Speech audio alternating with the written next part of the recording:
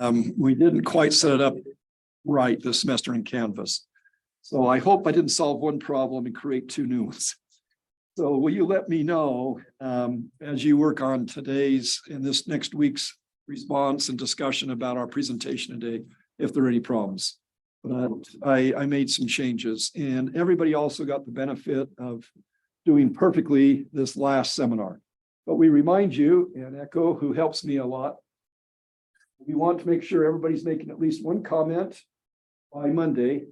Right? Yeah, you have to reply to the initial comments from the discussion. Prompts from our group leaders. And this week, I think it's Camille and let's check who else wants to acknowledge that they're moderating this semester.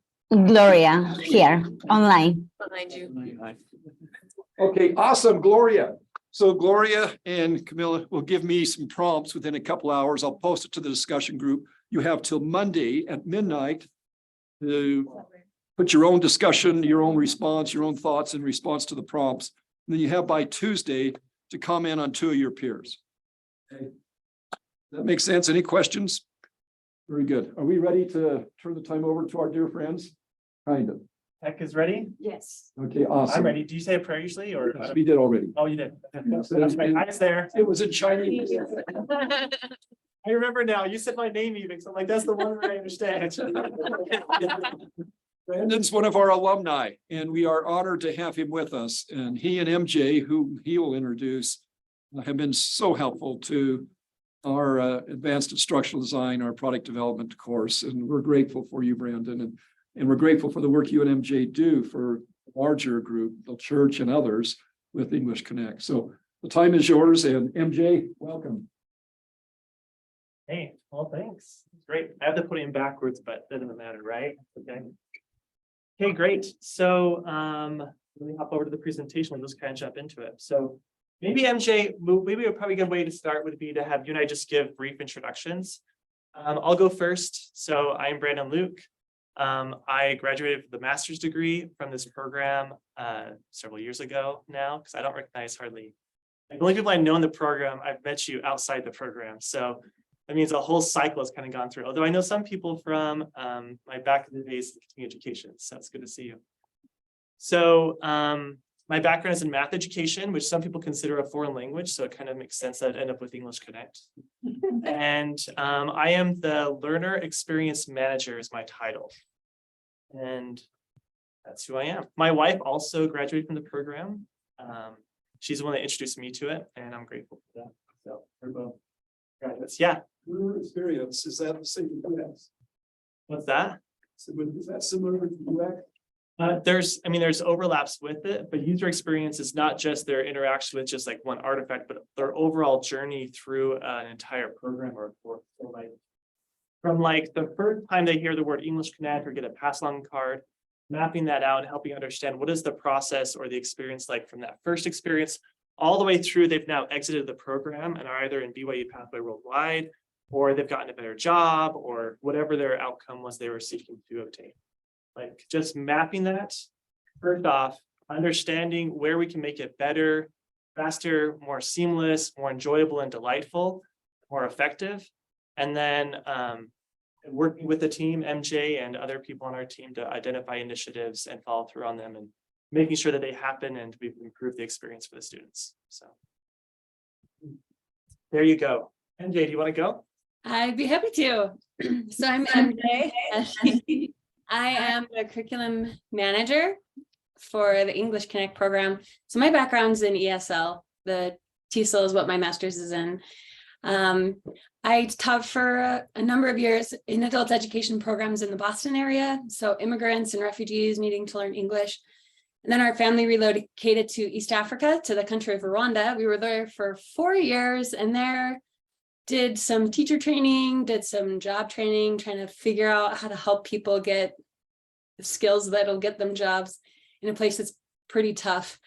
Had great experiences, landed back in the States, came to Utah, and started working here last year. So still pretty new to English Connect and BYU Pathway Worldwide. Absolutely loving it. Love the purpose, love the mission, love the work. So it's a pleasure to be here. Okay, great. So we are part of the English Connect team, which is nested inside of the BYU Pathway umbrella. And so we're going to start out by talking about BYU Pathway in general. And so we're just kind of run through some slides. Sure, I'm about BYU Pathway. There is so much, like I hope that there's a follow-up seminar that you can do. You can invite our coworkers in BYU Pathway that focus specifically on the Pathway Connect courses and come and share with you a lot of the initiatives they're doing, because there's lots of really fascinating things that's happening there. But BYU Pathway Worldwide, if you do not know, is an organization that collaborates closely with Ensign College and BYU Idaho to provide access to higher education opportunities and degrees and programs to, they said spiritually based degrees, right? That are completely online and are reduced costs. So they're actually prorated based on the country's GDP. So like if you want to move to Venezuela, you can take a class for like a few dollars. That's how the cost structure works. It's prorated based on the country's GDP that you're in. So one sec, it's not pulling up my notes on this side. There we go. Okay.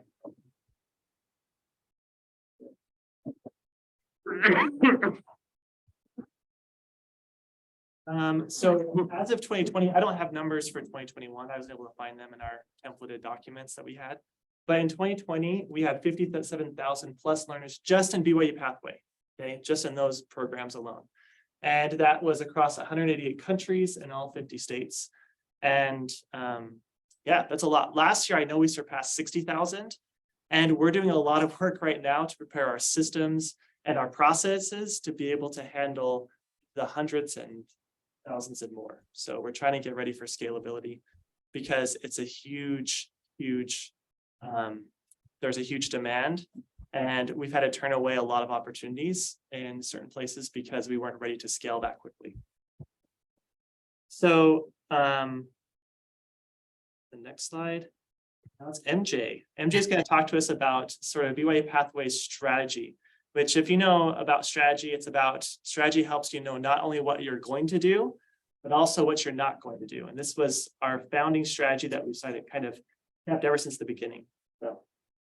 Yeah, and I love this, by the way. I see this web and I get super excited. So because this is how we're actually going to do that. So the purpose and the mission of BYU Pathway is enormous. And I mean, those numbers are huge, but we have so many more that we need to reach. So if you see kind of in the center here, we are seeking to serve the hidden many. And what we mean by that is, well, a lot of things really, people that just do not have the opportunities that honestly that you and I have. So for example, actually a friend of mine in Boston, immigrant from Venezuela, not a lot of opportunities, didn't have the education background, doesn't have the time, the money, the access, afraid of being able to be successful in a higher education program. She did BYU Pathway. This is also friends of mine living in Rwanda. English is not their native language. They don't have a great education background, maybe a new convert, especially female, fewer educational opportunities than I've had for sure. And again, these sort of barriers that they're facing of money and just access and honestly fear that like, could I ever even get engaged in a higher education program or do something, you know, in English Connect's case, do something in English and in a second language. So I love it. There's so many people that there's so much need and so much demand, and we're just trying to figure out how to scale that. So right now, we operate wherever the church is organized. It says in those two middle circles, and these are sort of the outer circles are 6 ways that we're seeking to do that. Because this isn't just like we have, like you said, we've surpassed 60,000 this past year, but we have a long way to go. There's so many more that need what we have. So if you look affordable, this is, like he said, this is prorated based on the cost of living in the country, so that it's not prohibitively high if you're living in a lower income country. It has to be applied. So these are students that can't take a few years off and sort of explore and then, choose what to do. They need to have a steady stream of value as they go along. So one part of this is all the degrees that we do have to be applied and applicable across different countries. So we're not going to be doing teacher certification, for example. That's sort of nation or even state specific. We need something that's much more broad. So we're much more focused on things like IT or business or things that would be useful in a number of different countries. And so that's a big part of applied. There's also, and if our counterpart pathway were here, they would talk to you about certificate first approach, that the first degrees that they do instead of general education courses like you or I may have done, the first courses that they do are to get them a certificate. So now they can get a job and then they continue on. And those actually general education courses are near the end. So that's part of it. This is just a little teaser of each of these, but there's so much that we could talk about with each of them. Scalable, it has to work. We have to keep it low cost. We can't increase the number of pathway employees. We have to make it really low cost and make it work. As we scale this up, on the bottom left there, you see focus on access. This can mean a lot of things. For English Connect, a lot of that is English. Like if they don't have English, they don't have access to that higher education. And also it can mean that you're working in a low bandwidth environment, that you need to maybe have materials that don't take a lot of data or that can be downloaded. There's a lot there with access that we're all working on. Focused on completion, there's a lot that's happening right now that our students, which are really vulnerable, remember, because they don't have the time or the money or the luxuries that some others do. So there's a lot of barriers for them to complete because they're working 3 jobs and they have 3 kids and et cetera, et cetera. So one thing that they've done, there's a lot to getting that completion piece so that they can have that value. So part of that is the certificate first approach. Another thing that they've been scaling out right now is peer mentors. So hiring other people so you can have this coach on the side, kind of helping you through some of that. So there's a lot of exciting things happening there. And then also embedded in the church. This one is absolutely key. There's no way that we could do what we're doing or that we could scale it without that. I mean, we have hundreds of service missionaries that serve and that are helping these students, and it's incredible. I love watching them. Just a couple of weeks ago, for example, popped into a virtual English Connect class that was run by a senior missionary couple in Winnipeg, Canada, and they were running a group that was actually in Paris, which was fun, and some different refugees and immigrants that were in that area that needed to learn English so they could enter the pathway program. So, I could go on about this forever, but that kind of gives you a taste of some of the scope and the limitations that we're working under to try to reach the many, many people who need it. Are there any questions real quick before we move on about our last BYU pathway slide specifically? Any kind of general questions about BYU pathway, parent organization, or our strategy or approach? Yeah. I'm wondering about language mainly. Yeah. Is BYU pathways considering at any point having at least some other language available besides English? I know that English is super important, but and it's a great asset to. So definitely considering. I don't know if any public announcements have been made about it, but definitely considering. Why do you say strongly considering? I mean, there are a lot of difficulties and implications of that by offering like a degree in a different language. I mean, not only just finding instructors, but also maintaining quality across the 2 programs so that a degree in Spanish or in French or in Portuguese is equivalent to a degree in English, right? That has that same acceptance. Yeah. Rather the 6 guiding principles, maybe at times constraints, which one is pathways most focused on, right?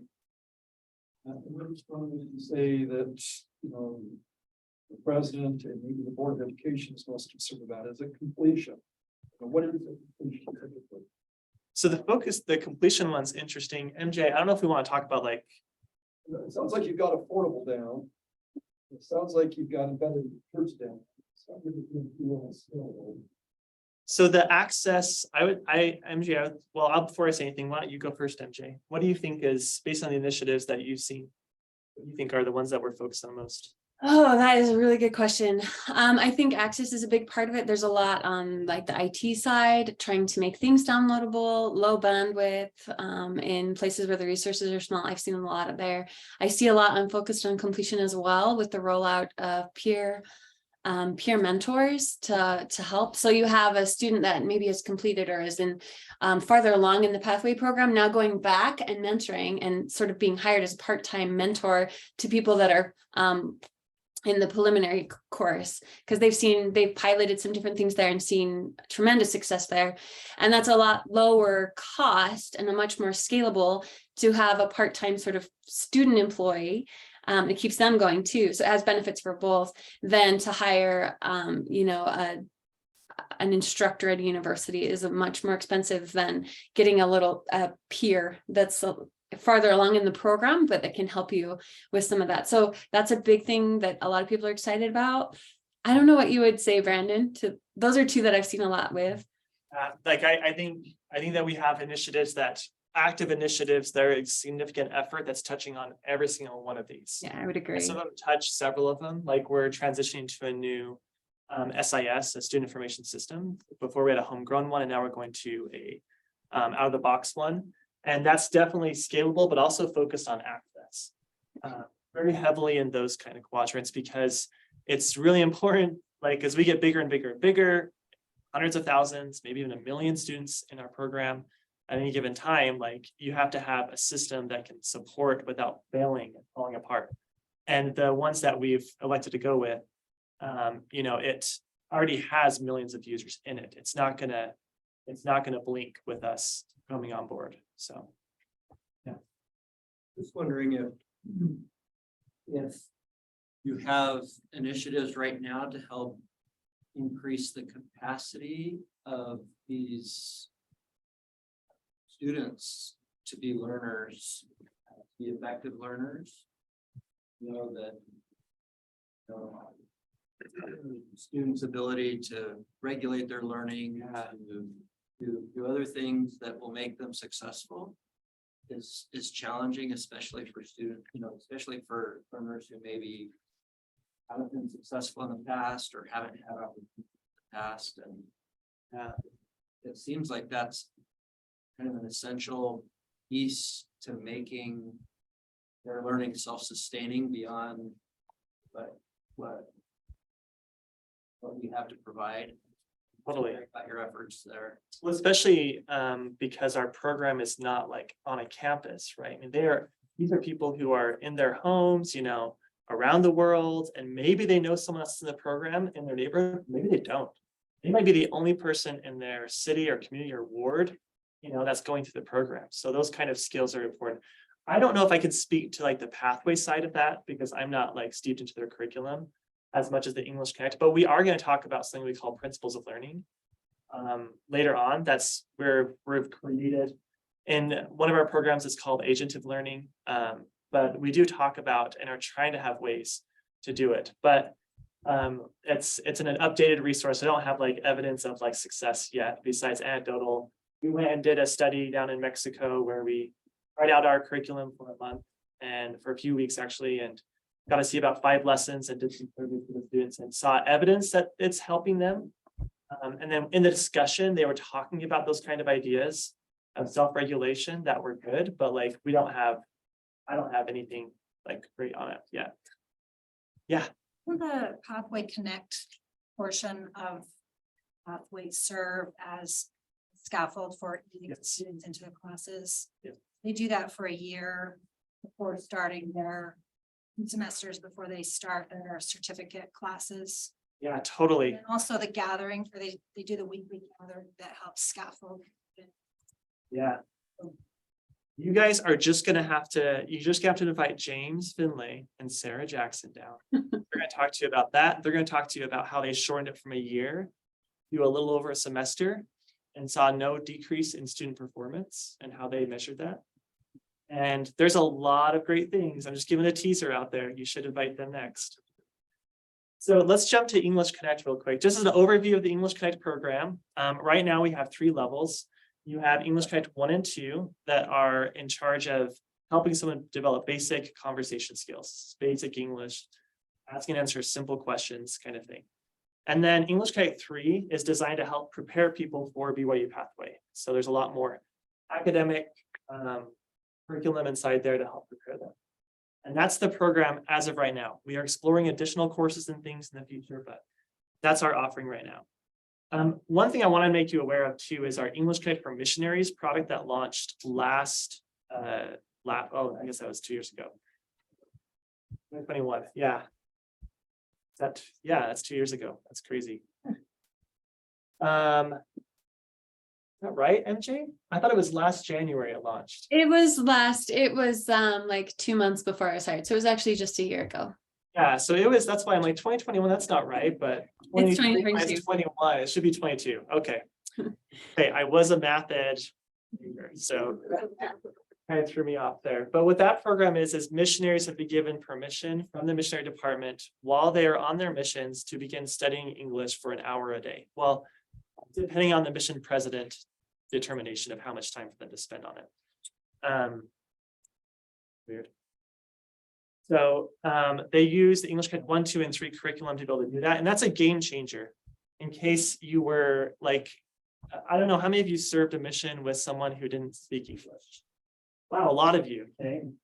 So if that person could speak English when they went home from their mission, how much of a difference would that make in their life outcomes? Nodding a lot, right? And so if we can help catch that vision of while they're on the mission, they learn English and get to a level that they can enroll in a university, that's huge. That's huge in helping the church and huge in helping the lives of those individuals too. So our learning model is to seek learning by studying by faith. And we have this kind of iterative experience where they do personal study in some form on their own, right? And I teach some of those self-regulation principles along the way. And then they come and practice with a partner. Now, partner is important here. We don't have class, we don't have group, because we need this to scale. English Connect is all about being flexible. We have to be very nimble in English Connect because it has to scale to like a class that's this big. Like the manual of someone who takes English Connect 1, it needs to be able to work for this group, but it also needs to work down to a missionary who is studying with their companion, just 2 people. Or if someone's like, hey, father and mother is like, we know a little bit of English. I want to start an English class with my family, right? So it has to be able to scale to all of those different sizes. And so when we say partner, we just mean someone they can practice having conversations with and using the curriculum. I think the principles of starting is next. Go ahead, MJ.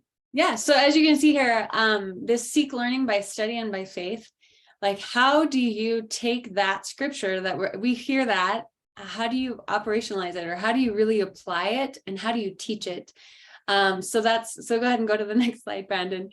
I think it's really, that has to be actually really common to the question that the student asked.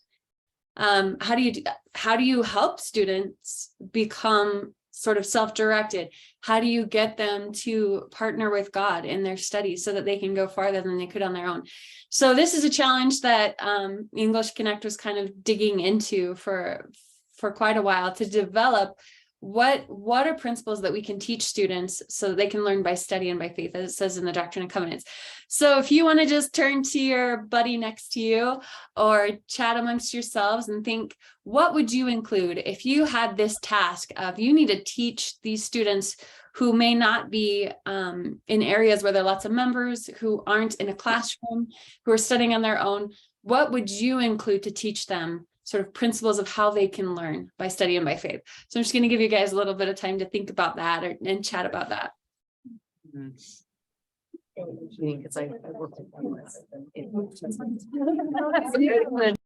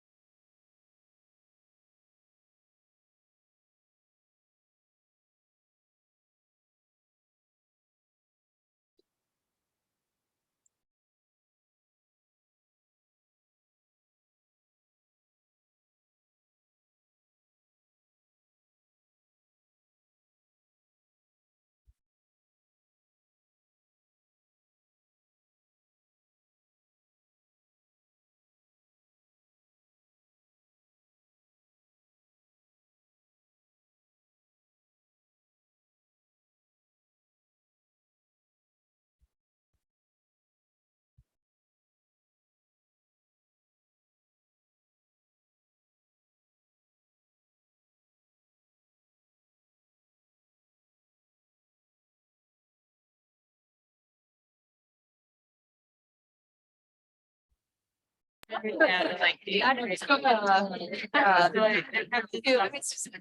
years, so they're just doing their first. Like a countdown thing. You know, I was a debater. I know I had to stop talking. Hey, MJ, it's back to you. I bet you, I wish I could have been in the classroom. I'm sorry I couldn't come down today, but I'm sure you guys have some awesome insight into this. But Brandon, if you want to go to the next slide. So this is what we settled on. This was in development for a couple of years, actually, and these were the ones that were sort of decided. So you can look through those and kind of think, did you identify these? Would you do it differently? What would you add? What would you take away? And kind of think through that as well. I feel like it's a pretty it's a little intimidating to be like, we're going to teach you principles to help you partner with God. You're going to access that power, the gift of tongues, the power of the Holy Ghost. Like, you can do this. I think often of that, there's a scripture in the Doctrine and Covenants that says the power is in them. Like these students don't have a whole lot of support around them. You know, they're not forced to speak English when they go to the store, or they're not, and sometimes they are, but in a lot of circumstances that they find themselves, they're not in a place where they have a whole lot of support, a whole lot of practice, and so much of what they're doing has to come from them. And it had them acting. And I love that phrase, like the power is in them, that they are children of God and they can act and not just be acted on, that they really can change their circumstances. But it is so tough. I mean, I'm sure most of you have learned the language. I did Spanish on my mission, but could I write academic university level essays in Spanish? That's a lift even after that experience. But really, like, I just believe down to my toenails, they can do it. They really can. That, like, God, there are miracles that are happening all the time. And God is absolutely with them and concerned about them and with them as they apply these principles and increase their faith and access the gift of the Spirit, access the gift of tongues as they press forward and take responsibility. So it's been really fun to work on some of these things and see them in action. So I'll sit back to you, Brandon. Any comments or questions about these principles? We'll show you in just a sec how we've woven these into our learner manuals for EC1 and EC2 and the update that's coming out.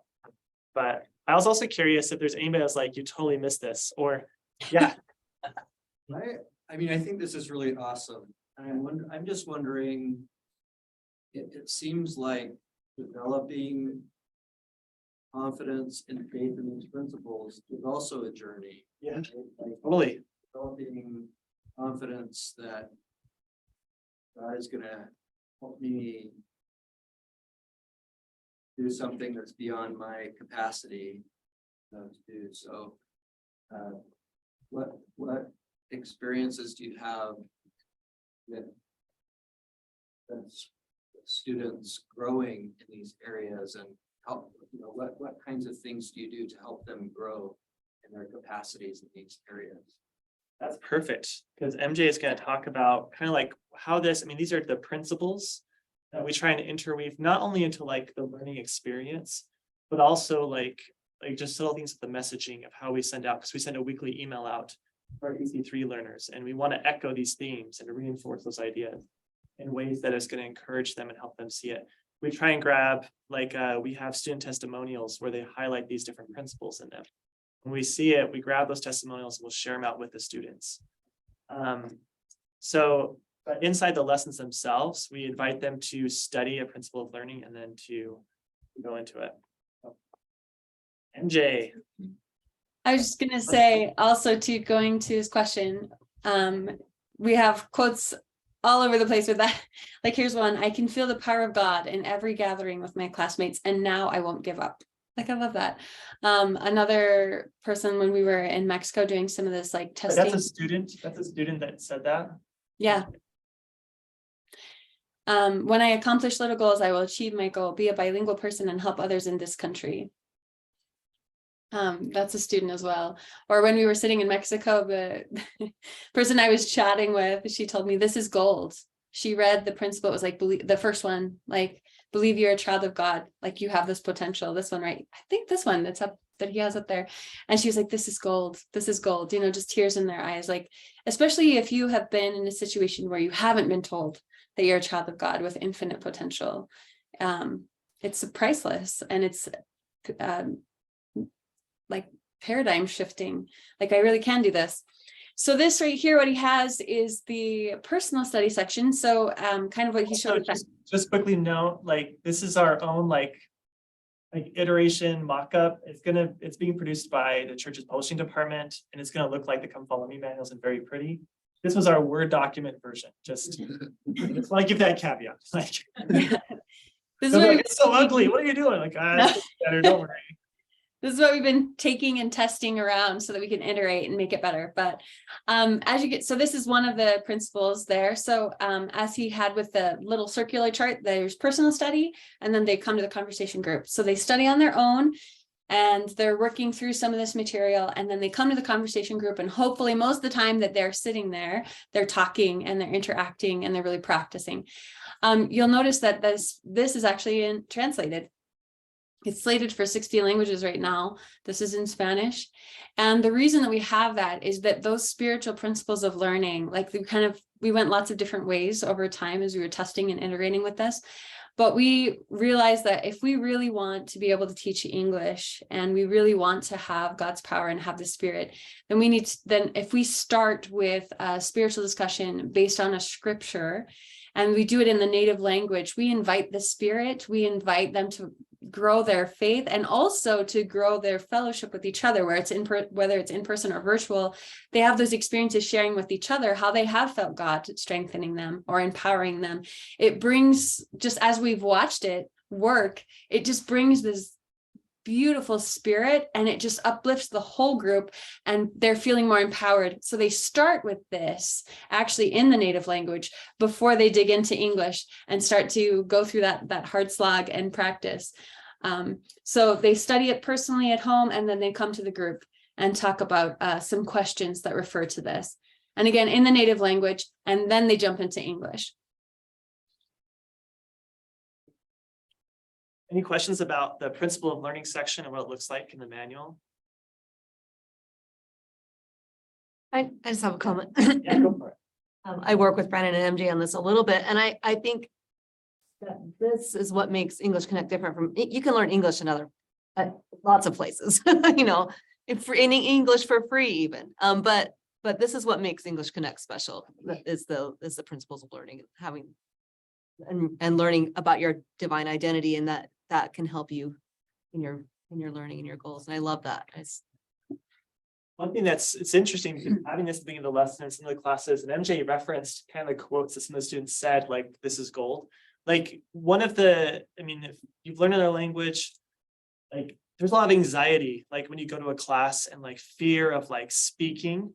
And like this, for a lot of our audience, is just decreased to the anxiety level, because they start with like a principle that they're like, oh, scriptures, and you know, they're feeling the spirit, and that helps them. I remember one student one time during a lesson, he told me, he's like, I feel God helping me right now speak English. I feel it right now. So this idea of like increasing your faith, it's not like English Connect is like, oh, this is a spiritual principle only applicable spiritually, and then now let's go and learn English. It's like the endeavor of learning English is a faith building exercise. And you may not be able to understand this, but like what we do for each of the principles is we introduce a scripture or a story in the scriptures, and then we share the direct quote of the scripture, and we always have it separated, almost like a separate piece to bring emphasis to the words from the scriptures. And then this connects the scripture and the principle that they learned about to the task of learning English. And then this is reflection questions about how to turn this into action in my daily life. So that's how it kind of works, the anatomy of the principle of learning. So, I mean, I'm surprised no one made a comment like, what about like non-members or people who don't believe in God and everything? That, I mean, we have a lot of people afraid of doing the principles of learning, some other teachers, because they're afraid it's going to be a bait and switch. The biggest problem with that, though, is that they will end up creating a bait and switch by not being upfront about this being a faith-based course. So, because they're always looking in the back of their mind, like, it's a member of the church, they know that this is a great missionary opportunity, right, to be teaching English classes. They're always looking for a chance to, like, you know, hear their testimony or things and just be upfront about it. And if people don't want a faith-based experience, they don't have to come. They're not required to come to an English Connect class. There's lots of other great programs they can go do. But this is something that is key. If it doesn't have a faith-based component, it's not English Connect. And the church really isn't interested in offering it. And I would even contend, and MJ too, you can tell we're both really passionate about this piece, that if it doesn't include this, then it's missing the secret sauce. Like you mentioned, like this is what helps people learn more effectively. So. And I should mention too, that we did quite a lot of interviews with people with different faith backgrounds to see their reaction to this, and worked really hard to make it accessible. We also did a lot with how a missionary department talks about different terms like Heavenly Father or prayer, to make sure that how we present these principles of learning was a way that was accessible if you were Hindu or a Muslim or what have you. So that there was a lot of work that went into that as well, knowing that in some areas, I think is this right, Brandon? And I think Africa West, 30% of English Connect students are not members of our faith. So it has to work. And we did observations in Japan last year, also to see that's not a Christian country necessarily, see their reaction. How can we make this accessible to them? So that's been a lot of fun. Yeah, we have tested this with not only non-LDS or non-members of the church, but also non-Christian audiences and interviewed them. And it was surprising to see how well they received it. I think we're at time now.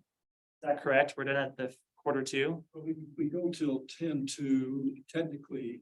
We have 5 more minutes. Q&A, or if you want to present some more. So we haven't even showed you guys the cool learner manual. You know, it's pretty great. There's a lot of really cool design stuff in here.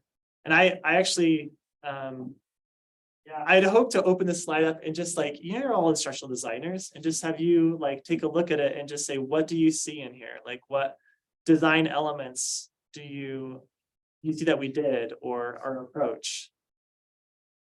So for each of the pronunciation family, Yeah. do you have somebody like in a video articulate that family? Yeah, so in the updated version, it's going to be, the reason why we're working with the church's publishing department so much, it's taken years, but each of these, this is going to be in the Gospel Library app. So they'll scroll through all these, and then they set whatever their native language is set to. All the translations will automatically appear, and it's going to be like this mix of English and whatever language they selected. And so they'll have all these words, they'll be able to click on it, see a translation of it in their native language, and then also listen to the audio for it. And will they be able to see how it is pronounced, like family? Like a word, like a voice. We How they have articulate, a like- video inside there, but one of the challenges we have is with bandwidth, and that's an access quadrant. And so we have to just be really careful with the amount of videos we have inside of the manual, because videos really decrease the sizes of the files that they have to download. It will be an option for those who have internet access, like those in Taiwan or whatever. Yeah, so it just, Turn on that switch. so we're looking at the pronunciation piece a little bit more, but that's a great one for us to have of a video of someone pronouncing it. Yeah. Question. By the way, Dr. Graham, stand up. Will you have the senior? Yes, please, thank you. Does No, stand up. Dr. Graham, who is father of our own Charles Graham, has done a lot. In fact, his whole career was dedicated to the study of language, and lived in Texas and worked on the border and was taught English as a second language. He is the subject matter expert for a lot of these projects, isn't he? Yeah, so we call him Elder Graham. He has had more of an influence on English Connect and what it is and what it's going to be than MJ I probably will ever have. Like, yeah, I probably will just leave it at that. So I didn't know he was in there. Hi, Elder Graham. Can't see the classroom. I'm at a disadvantage. around. An hour to 5 parking. Sorry about that. A couple other questions. Are these students able to do internships, research? And then I know you said that you're committed to not growing your number of employees. But if, when there is an opening, do you post with the church? Yeah, totally. A couple questions about, students being able to access internship research opportunities, maybe even work for you. Yeah, we are working on getting some funding to be able to hire more interns, especially at the graduate level. Like our funding right now is for undergraduate student employees, which none of you guys are gonna accept that. So we're working on getting some internship opportunities that would be more appropriate at the pay level for you all. And I know there's interest. Our boss, Heather Porter is her name. She would love to have an intern I know that's an instructional designer. Just like, just turn around stuff and ideas that she has. She doesn't have to slow down any of the projects we're working on. And when we said that they're like the scalability piece of it, it's not that we won't grow inside of English Connected BYU pathway. It's just that it can't grow proportionally to the population of the students. So like if we double from like 50,000 to 100,000, we can't double our administrative load. That makes sense. We're gonna have to increase our student population or our teachers and a lot. We didn't even mention we have international teachers. That's how we're able to make this affordable, as we're able to pay an appropriate rate to people in the Philippines to be international instructors. So okay, some point, we're out of time. If anybody is curious about these great little graphics here, I just spent probably about like 50 hours on designing it, reviewing designs and iterating on it. There's like the secret sauce is primarily the principle of learning. The second piece I think is this pattern-based approach to instruction, because it's a lot simpler of a way of doing it than grammar, like basic grammar instruction is. And the way it's presented is very intuitive. I remember we had like a table approach that we presented to students one time that looked like this, and they would struggle to know how to parse this. Yeah. Like, how do I read this? I don't know. This is like our first me PowerPoint. And then we designed it, and then we're like, oh, they want color, so we put color in it. But like this, and the one that we looked at before, there were 100 and how many questions was there? With this simple pattern, you can ask 126 different questions from these two things and give way more answers to those questions with the answers. With just those vocab words over here. It's amazing and a game changer in their confidence and their practice. Yay!